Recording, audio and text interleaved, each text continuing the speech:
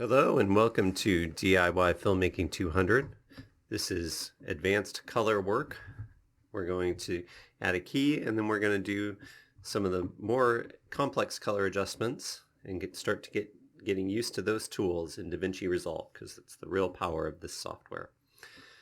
So right now you can see I'm in my edit page and I've got my virus clip that I showed you earlier, and I've got it on the terribly wrong with me.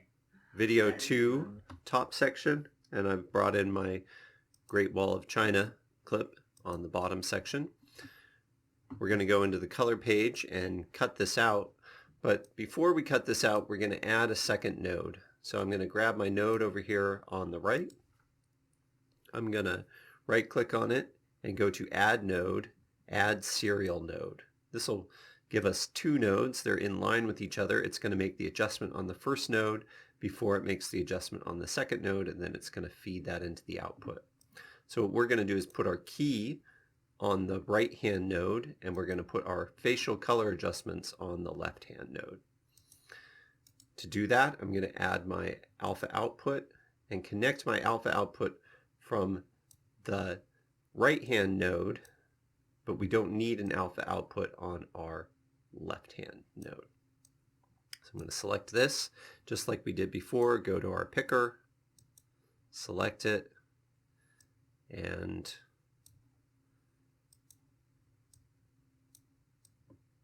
add a bunch of these greens to it, invert it, so we've got our image, use our despill to remove the color. I'm going to use my radius to drag that in so it's a little tighter, and I'm going to crank up my black clip so that I get a nice clip from the image. There we go. New bug out there. Oh, all I can say is this: don't break quarantine and don't. And we've made a nice key pretty quickly. Now what I'm going to do is grab my left-hand node so that that's selected, and now we're going to make color adjustments to this left-hand node. To make these color adjustments, I want to affect just the face.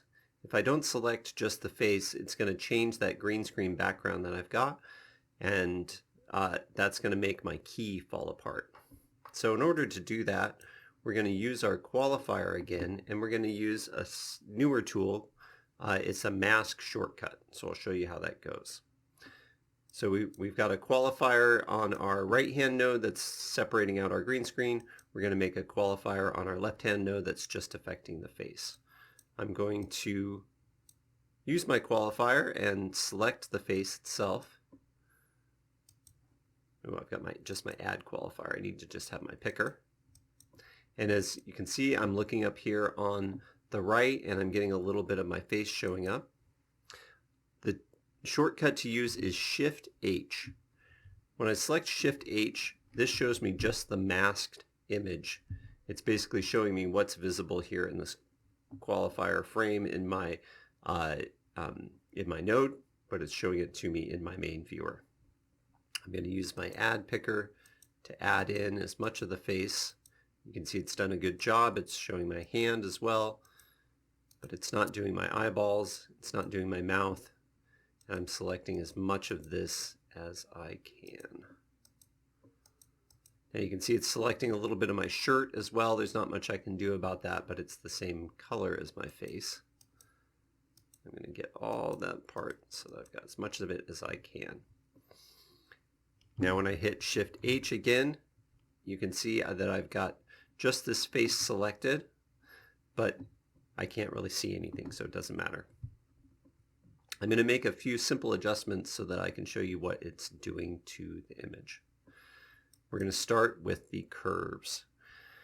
Now I'm going to grab my curve here in the center by left clicking on the middle. That adds a handle in the middle of the curve, and as I drag this up and drag it down, you can see that the adjustments that I'm making, these are just highlight and shadow adjustments, are affecting only the face itself, and it hasn't affected my key. Next thing we're going to do is look at scopes, but before we do that, since I'm really only focusing on the face, I'm going to hide my background image because I don't need to see that, otherwise it's going to be visible on my scopes. So I'm going to go back to my edit page and I'm going to hide that. Go back to my color page. And now we're going to look at our scopes. Scopes are the way we view images. Scopes were originally actual scientific instruments that would be shined on the film itself and give you a color analysis of the film. Now these are just a series of digital interpretations of the film information that you have, but they are the way that we understand color. Your scopes are down here on the right. This is your keyframes box. If I click next to the little keyframes icon, I get my scopes icon. There's also an information icon, but we want this one in the middle, the scopes. Now it's a nice small box down here, but I'm going to use these 4 arrows going in each direction. Click on this, and that breaks out my scopes. I can kind of drag them up over my node tree because I don't really need to see them there.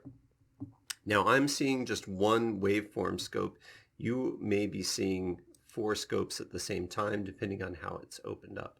To change that, we got the option for 1 scope, just 2 scopes visible, or all 4 of the scopes visible. Go ahead and select the 1. And then I've got the waveform open. You may have this, which is the parade. This separates out your red channel, your green channel, and your blue channel, so you can look at those separately. Those are important when we're doing really fine, specific color adjustments. The waveform merges your red, your green, and your blue scopes on top of each other, so we can see everything at once. There's also your vector scope. This is just for adjusting skin tones. It specifically highlights just the colors of skin tone and allows you to adjust them specifically. There's also your histogram, which you may have seen from still photography. Histograms are usually used in still photography or Photoshop programs like that. It's also very effective. And then below that is your CIE, chromaticity, which I never use. Maybe I'll learn how to use that someday. So go ahead and select your waveform, and this will allow us to see all of the red, greens, and blues at the same time. Keeping my scopes up here so they're kind of out of the frame. We have 2 tools for adjusting color in Davinci Resolve, and we're going to use both of them. Each one has their advantages and their disadvantages. In the center here is your curves, and on the left-hand side are your color wheels. Let's take a look at these and see what they do. Your curves have 4 different curves that you can choose from. To select the curve, you simply left-click on it to make a handle. If you want to delete the handle, you right-click on it. And the 4 curves you have are up here just to the right. You have your Y curve, which, as I drag this up and down, you see affects just the density of the image. If you watch in your scope, you can see that your red, green, and blue channels are moving up and down at the same time as I move this curve to the kind of upper left and to the lower right of the frame. You also have your red curve specifically. If it'll let me select that. There's my red curve. My handles are getting mixed up here. You can see the red curve is affecting just the reds in the scope. It's moving them up and down. I've got my green curve. You can see that's bringing my greens just up and down. It's also affecting the reds and blues as well, because the green, as you drag it up, also pulls the other colors along with them. And then there's my blue curve. Now you notice blue goes blue when you move it up, but it goes yellow when you move it down. That's because the opposite of blue is yellow. So to remove blue removes yellow. Just like with green, it shifts green as I go up, but it shifts magenta as I go down. That's because the opposite of green is magenta. And then red, it goes red as I go up, and then it actually goes cyan as I go down. Now, skin is mostly red. The reason for that is because it's full of blood, and that's why when I remove the red, you see it's turning black. That's because it's just taking out all that information. There's very little there, as you can see. And as you look in the waveform, you can see that the red is mostly towards the top. That's because the red is absorbing most of the light, so it's up at the top, and as I remove that red, it clips it out. I'm going to left click on these to remove my handles, and I'm going to go over to my Y curve, which is just, it's also called the luminance curve. Y is just a placeholder channel.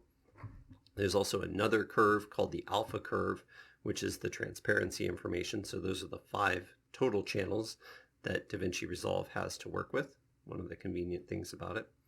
So just as we place a curve in the center, a handle in the center, and we're able to pull it up and down, we can put as many handles in this as we want, and we can draw this curve in all kinds of crazy shapes.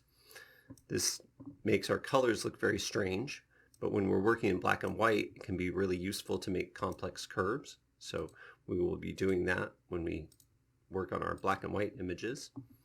The other handles that we have are the far right handle and the far left handle. Now go ahead and watch your scope as we drag these around. You can see the far right handle is the highlights of the image. So the way this curve works is it works from dark on the left to highlights on the right. And that's why the highlights are up here on the top. As I drag my highlights straight down, you can see in the scope it's dragging the scope down, but only from the top. It's not affecting the bottom of the scope. As I drag that to the left, it's pushing it up.